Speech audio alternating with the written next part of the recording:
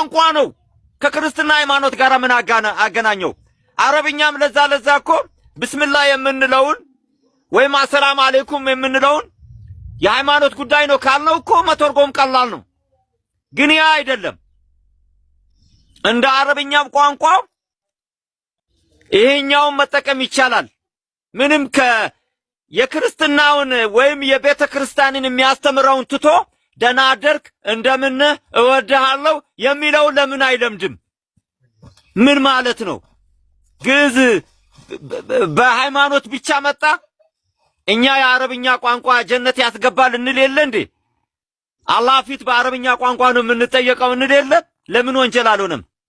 አያችሁ፣ ይሄ የእስላም ጥያቄ አይደለም። አንዘሴማስ ዛት ላንጉዌጅስ የመለመኛ ፈረንሳይኛ፣ ቻይንኛ ግራ እያጋባን የሀገራችን ሀብት የሆነውን ምስጢራዊ የሆነውን ግዕዝ ጀርመንና አሜሪካኖች በ$5 እያስከፈሉ እያስተማሩ ዛሬ እኛ ሀገር ላይ እንዴት ነው ወንጀል የሚሆነው? ለምንድነው ምሁር ከሆኑ ጀርመኖችና አሜሪካኖች ማን ነው የፈቀደላችሁ ተብሎ ማይጠየቀው? የኛ ሀብት እኮ ነው። ይሄ ነው። ስለዚህ ሀብታችን ነው ግዕዝ፣ ኩራታችን ነው፣ የሁላችን ነው። ዓለም ለምንድነው ጀርመን ለምንድነው ግዕዝ ቋንቋን በባችለር በማስትሬት የምታስተምረው?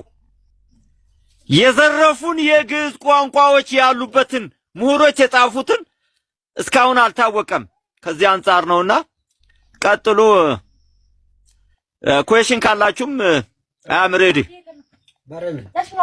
አዳምጣለሁ።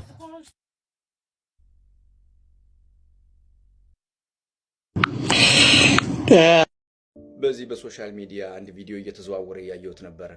የሆነች እስልምና እምነት ተከታይ ህፃንን ፊት ለፊታቸው አስቀምጠው ካሜራ ፊት ለፊታቸው ደቅነው ከራሱ አእምሮ አፍልቃ የገጠመችው አስመስለው ከጀርባ ግጥም ሰጥተው የግዕዝ ቋንቋን ማወቅ ሃይማኖትን መቀየር ተደርጎ ተወስዶ ማለት ነው። እኛ ሶስት አምላክ የለንም አንድ አምላክ ነው ያለን። አባይ ጠንቋዮቹ፣ ስርማሾቹ፣ ቅጠል በጣሾቹ፣ መተታሞቹ በጣም ነው ማዝነው በእውነት። አሁን ስለ እውነት እናንተ የእስልምና እምነት ተከታይ ወገኖቼ ይህን መቃወም የለባችሁ እናንተ። አሁን አስባችሁታል? በእኛ ቤተ እምነት በኩል እንደዚህ ተነግሮ ቢሆን ግጥም ተገጥሞ በነቢያችሁ ላይ ለ6 ወር ያህል መተት ተደርጎባቸው የሚያደርጉትን አያውቁም ነበረ እያልኩ ግጥም ብገጥም አሁን እናንተ ምን ይሰማል? ምን ታስባላችሁ? ያልተደረግነው በእያንዳንዳችን ቤት ውስጥ አሉ የዲያብሎስ የግብር ልጆች፣ ቅጠል በጣሾች፣ ስርማሾች፣ በሰዎች ላይ መተት የሚያደርጉ አሉ። ቤተ ክርስቲያንን አማኙን በአጠቃላይ ቤተ ክርስቲያን እንደዚህ ብሎ ሰው በአደባባይ ወጥቶ ይሳደባል። አሁን ይህ ያኗኑራል አንድ ሀገር ላይ ግዕዝን ማወቅ ሃይማኖትን መቀየር ነው። እንደዚህ ነው አእምሯችሁ የሚያምነው፣ ሜንታሊቲያችሁ ይህን ነው የሚያምነው። በዚህ ዓለም 2-3 ቋንቋ እንደሚችል ሰው የሚያስቀና ሰው የለም። ከተጠቀመበት ያ ሰው የሰላም አምባሳደር ይባላል። ካልተጠቀምክበት ደግሞ 2-3 ቋንቋ እየሰማህ ሰላም ለመፍጠር ከሁለቱ ወገን የሚነገሩትን ነገሮች ለማብረድ ማትጠቀምበት ከሆነ በምታውቀው ቋንቋ ተጠይቀህ ፍርድ ትቀበላለህ። ሁለቱንም እያወቅ ግን ሰዎችን የምታጋጭበት ከሆነ ማለት ነው። አሁን እኔ አረበኛ ቋንቋ አቀላጥፌ ብናገር በቃ ሃይማኖቴን ቀየርኩ ማለት ነው። ለምሳሌ ባያድለን ነው እንጂ የቀደሙት አባቶቻችን በአፄ ሰርጸ ድንግል ጊዜ እስልምና እምነት ተከታዮች ሙስሊሞቹ ነበር መጽሐፉን ለትርጓሜ ያግዙ የነበሩት። ምክንያቱም ከአረበኛ ወደ ግዕዝ ብዙ ቋንቋ የተተረጎሙ ብዙ መጽሐፍት አሉ የተተረጎሙ። እነዚህን ስራ ሲያመጡ በሁለቱም በኩል ስለማይጠቅሙ በእኛ በኩልም ቢነገር በእኛ በኩል መቼም ኦብቪየስሊ አንድ ሰው ወጥቶ እንደዚህ ብሎ የሰውን ሃይማኖት በግጥም መልክ ሊሳደብም አይችልም፣ አይፈቀድልንም። ይህ ሊያስተምራችሁ ካልቻለ እንዴት ነው አብረን የምንኖረው? ይህን እኮ እናንተ ነው መቃወም ያለባችሁ፣ እስልምና እምነት ተከታይ ወገኖች። አለመማር አለማወቅ ይቻላል። መሳደብ ምን አመጣው? እኛ 3 አምላክ ነው የምናመልከው።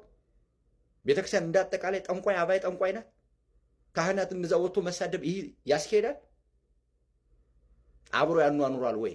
ታሪካችን ያንን ነው የሚያሳየው። የሀበሻ ምድር ከታሪኩን እነሳ እንዴ? ያንን ነው የሚያሳየው። this is crazy። በጣም ይደብራል እንደዚህ አይነት ነገር ማለት ነው። አለመማር አለማወቅ ይቻላል። በግዴታ ማንም ሰው ተማር ተብሎ በግዴታ ታስሮ አይማርም መቼስ። መሳደቡን ግን ምን አመጣው? በአጋጣሚው የሰው ልጅን ደም ማፍሰስ ግብራቸው የሆኑ ሰዎች ሐሳብ ነው ይሄ። ይህም መቃወም ያለባችሁ እናንተ ናችሁ። እኛ ወተን እንሳደብ እንዴ? በነብያችሁ ላይ 6 ወር ከምናምን እንደዚህ መተት ተደርጎባቸው የሚያደርጉትን አያውቁም ነበር፣ ተኝተው እንዳልተኙ ይሆኑ ነበር ምናምን እያልኩ ላወራ እንዴ? በግጥም መልኩ ቁም ላንብብ? አእምሮዬ ግን አይፈቅድም ክርስቶሳዊ ስለሆንኩ። ቁርሻቱን ምን አመጣው ነው ጥያቄው። ንግራ አይገባኝ እኮ የምትተፉት ምንድን ነው? የጠንቋይ የመተተኛ የምናምን እንደ ይዶራል ነገር ይዶብራል። ቤተክርስቲያን አይጠየቀችም። ለምንድን ነው ቤተክርስቲያን የምትሰደበው? ኦርቶዶክስ አልደሞረችም። ለምንድን ነው ኦርቶዶክስ የምትሰደበው?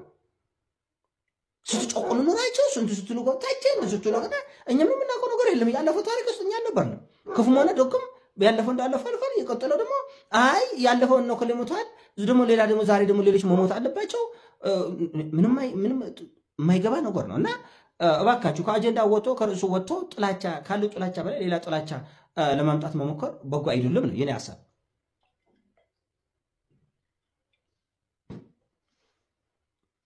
ለምንድን ነው ከአጀንዳ የምንወጣው? ለምንድን ነው ያልተጻፈ የምናነብበት ምክንያቱ ምንድን ነው? አልተጠየቀም። ቤተክርስቲያኑ አልጠየቆችም። ተማሩልኝ ብላ እንኳን ከውጭ ያለውን ቀርቶ ከውስጥ ያለውን አልጠየቆችም፣ አላስገደደችም። አብዛኞቻችን እኔ ዙሪያ የማውቃቸው አብዛኛው ኦርቶዶክሳውያን ግዕዝ ጆሯቸው የሚቆርጣቸው የማይሰሙ ናቸው። ነገር ግን በገጠሪቱ የአገሪቱ ክፍል የአብነት ትምህርት መንፈሳዊ ትምህርት የምታስተምራቸው ወጣቶች በሚሊዮን የሚቆጠሩ ወጣቶች ጠዋትም ማታም ይህን እንዲማሩ በዚህ እንዲራቀቁ፣ እንዲጽፉ፣ እንዲሞራመሩ እያደረገች ነው። የተማሪ ጥረት የለባትም። ስለዚህ የተለማመጠችው ጥያቄንም አላቆረበችም። ስለዚህ እባካቸውን ከርዕስ ወጥቶ ጥላቻን መስበክ ተገቢ ነገር አይደለም። የፈለገ ሰው መማር ነው፣ ያልፈለገ ሰው መተው ነው። የፈለገ ሰው መቀበል ነው፣ ያልፈለገ ሰው መተው ነው። ዛን ያህል እላፊ የሚያነጋግረን ነገር የለም። አረብኛ ቋንቋ ኢትዮጵያን ሞር ባወቁ ቁጥር በተለያየ እጅግ በጣም ባለጸጋ በሆኑ በከፍተኛ ስልጣኔና እድገት ላይ ባሉ አረብ ሀገሮች ላይ ሄዶ የመስራት እድል ይኖረዋል። በቃ ሌላ ምን ቆቅልሽ የለው። በእርግጥ ግዕዝን ተምሬ ምን አገኛለሁ የሚል ሰው ጥያቄ አለው። አይ ግዕዝን ተምሬ ምንም አላገኝም ካለ መተው ነው። አይ ግዕዝን ተምሬ የምደርስባቸው የተራቀቁ የስነ መለኮት የማነው የስነ ጦፈር የስነ ሕክምና የስነ ምናምን የስነ ህንፃ ጉዳዮች አሉ ይጠቅመኛል ካል መማር ነው።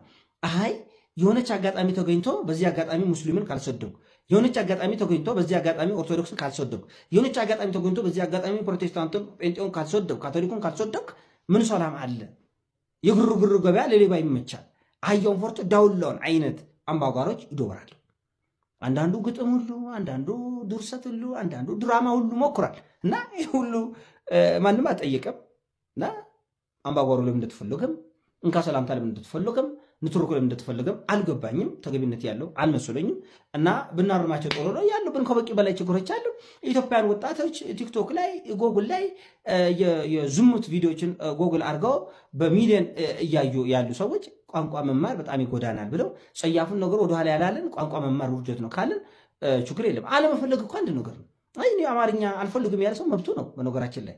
ስለዚህ አማርኛውን ትቼ ወደ እንግሊዝኛ ብዙ አሁን ኢትዮጵያ ውስጥ የግል ትምህርት ቤት ውስጥ እኮ አማርኛውን ወደ መተው እንግሊዝኛውን ወደ መያዝ አይነት ነገር ውስጥ ገብቷል። ኃጢአት አይደለም፣ በደል አይደለም። ብትማር ጥሩ ነው። ነገር ግን እያስተማሩህም ቢሆን አይ አማርኛውን ቀነስ እንግሊዝኛውን በርታ ካል መብቱ ነው።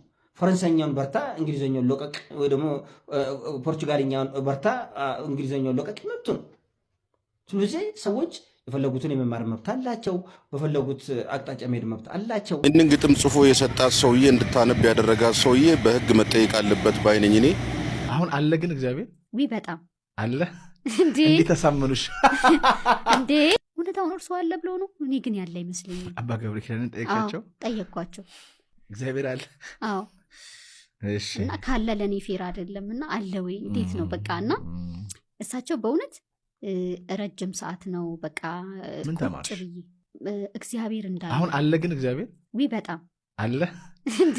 ተሳመኑሽ እንዴ? እቺንማ ማወቅ አለበት። በጣም አለ እግዚአብሔር አሁን በጣም አለ። በጣም ትክክል ነው እግዚአብሔር በጣም አለ። በጣም ተሳመኑሽ። እንዴት? ምክንያቱም የማይታየውን እግዚአብሔር በአእምሮ መረዳት በጣም ከባድ ነው። በተለይ ለማያምን ሰው እግዚአብሔር አለ ብሎ ማሳመን በጣም ከባድ ነው። ልክ እንደ አንቺ ውጭ ሀገር በጉድፊቻ ሄዶ የመጣ ልጅ ነበረ። ከሱ ጋር በዚህ መድረክ ላይ ስለ እግዚአብሔር አውርቼ ላሳምን አልቻልኩም። ልክ ባይዘዌ እንደዚህ በውጭ ሀገር ያላችሁ ሰዎች ምናልባት ታሪካችሁ መጠናት አለበት። ኢትዮጵያዊነታችሁ ከውስጣችሁ እንዲወጣ፣ ሃይማኖት ከውስጣችሁ እንዲወጣ፣ እውነተኛ መንፈሳዊነት ከውስጣችሁ እንዲወጣ ተደርገዋል። እና ልጁ ግን መጨረሻ ምን አለኝ? ስሄድ ከዚህ ሀገር ስወጣ አለ ቤተሰቦቼ አማርኛ ማውራት ትችል ነበረ። አማርኛ አንተ ውስጥ አለ፣ አሁን ግን ማውራት አይችልም። አንተ ውስጥ አማርኛ አለ ግን ረስተዋል፣ አስታውሰዋል። ምናልባት እግዚአብሔርንም ልክ እንደዛ ነው ረስቸዋለሁና ማስታወስ አለብኝ ሲል አይ ምን አደከመኝ ብዬ ተውኩኝ። ገብቶሻል? ግን እሳቸው ምን እንዳሉሽ ባቅ በጣም ብዙ ሰዎች የሚማሩ ይመስለኛል። መጀመሪያ የተሳሳትኩት እኔ እግዚአብሔር አይታይም ስለማይታይ የማይታይ ነገር የለም ማለት ነው። እግዚአብሔር ግን አለ። ከዛን ደግሞ መኖር ሳይሆን በደንብ ይታያል። እግዚአብሔር ይታያል። ምን ውስጥ ነው የሚታየው? እግዚአብሔር እኔ ራሴን በመስታወት ሳይ አየዋለሁ። እግዚአብሔርን አንተን ሳይ አየዋለሁ። አካባቢን ሳይ አየዋለሁ። ስተነፍስ አየዋለሁ በልቦና አይነ እና እግዚአብሔር ከስትንፋስ ይልቅ የቀረበ ነው አይደለም? በቃ እግዚአብሔር እኔ ጋር ነው እዚህ ማለት እኔ ውስጥ አለ እና እግዚአብሔር አለ አየዋለሁ። በፍጥረቱ ይገለጣል። አዎ አለ፣ ይታያል። የማይታይ ነገር አይደለም። እግዚአብሔር ይተነፈሳል፣ ይበላል፣ ይጠጣል። በእውነት የምንተነፍሰው እግዚአብሔርን ነው። የምንበላው የምንጠጣው እግዚአብሔርን ነው። የምንለብሰው እግዚአብሔርን ነው። የምንኖረው እግዚአብሔርን ነው። የምናየው እግዚአብሔርን ነው። ሁሉ ነገር እግዚአብሔር ነው። ከቆረብን በኋላ የማንሰግደው ለምንድን ነው? ምክንያቶቹ ምንድናቸው? እንደዚሁም ህልመ ሌሊት እንደ ኃጢአት የሚቆጠረው መቼ ነው? ከህልመ ሌሊት ለመዳን 6ቱ መፍትሄዎች ምንድናቸው? እነግራችኋለሁ። ሁላችሁም እጃችሁን ፈታ አድርጉና ሼር ኮፒ ሊንክ እያደረጋችሁ ለሁሉም አዳርሱልኝ። ላይክ አድርጉና ጀምሩት። በመጀመሪያ ቤቱን ደግሞ ፎሎ አድርጉ። ከቆረብን በኋላ የማንሰግድባቸው ምክንያቶች 2 ናቸው። አንደኛው ከቆረብን በኋላ ስንሰግድ ስለሚያልበን ለወዛችን እንዳይንጠፈጠፍ ነው፣ እንዳይንጠፈጠፍ።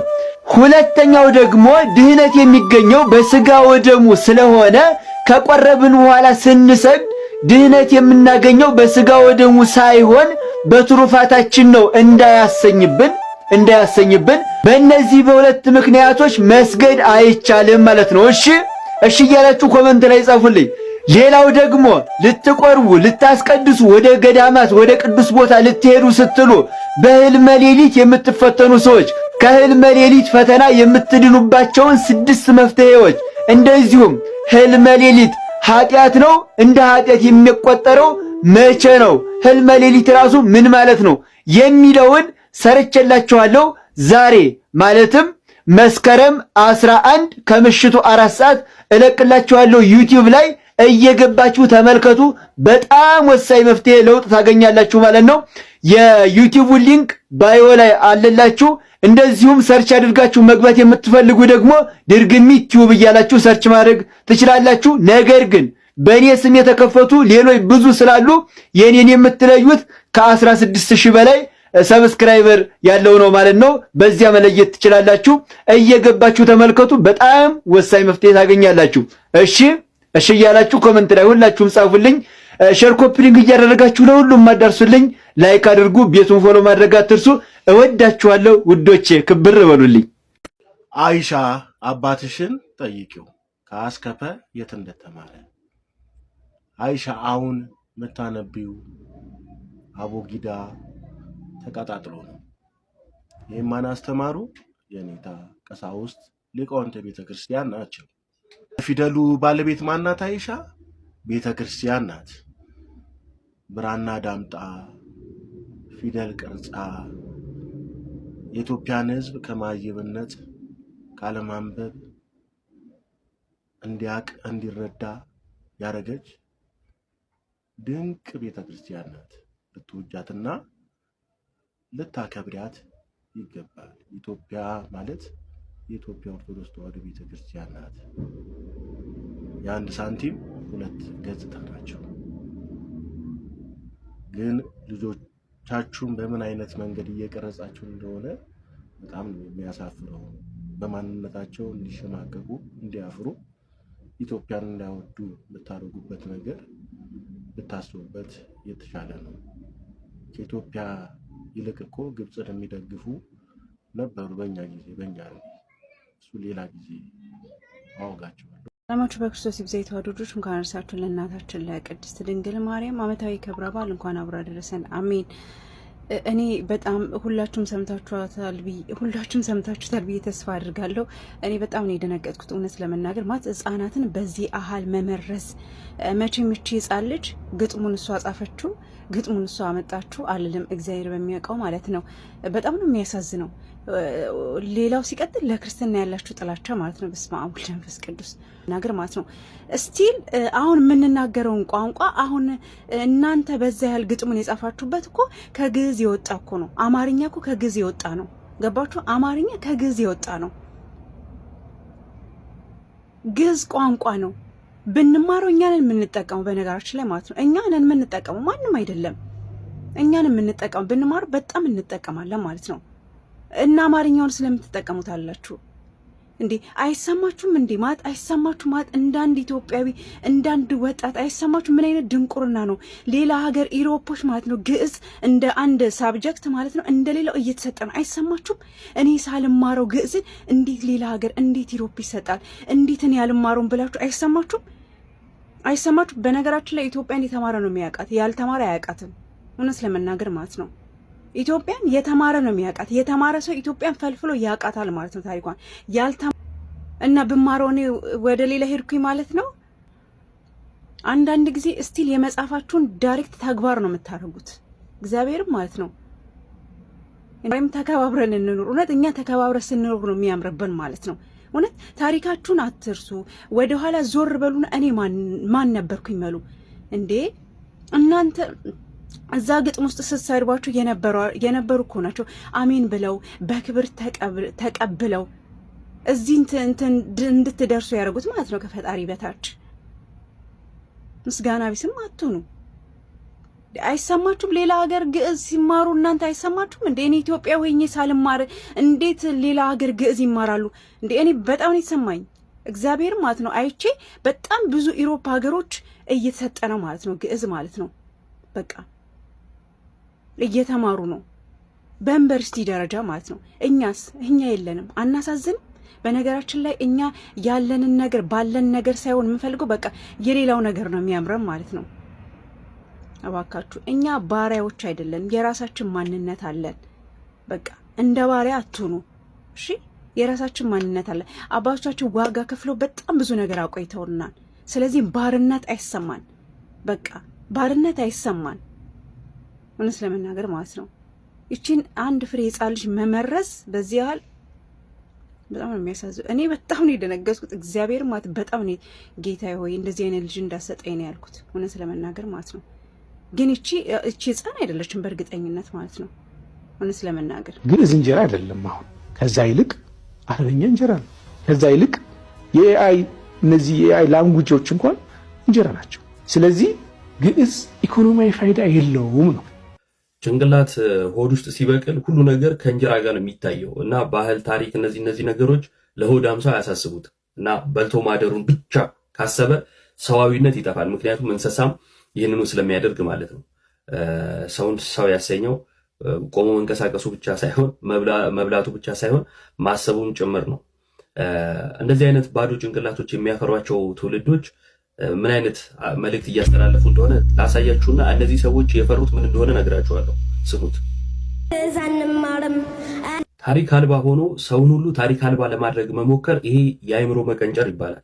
ትውልዳችሁን ምን እያስተማራችሁት ነው የሚለው ልታስቡበት ይገባል። በጥላቻ የታወረ ትውልድ ነገ ምን አይነት ማንነት ሊይዝ እንደሚችል ማሰብ ከባድ አይደለም። ለማንኛውም አንደኛ እነዚህ ሰዎች እየተናገሩ ያሉት ግዕዝ ካለ ከዛን ደብተራ አስማት ምናምን ጠንቋይ ምናምን ይላሉ።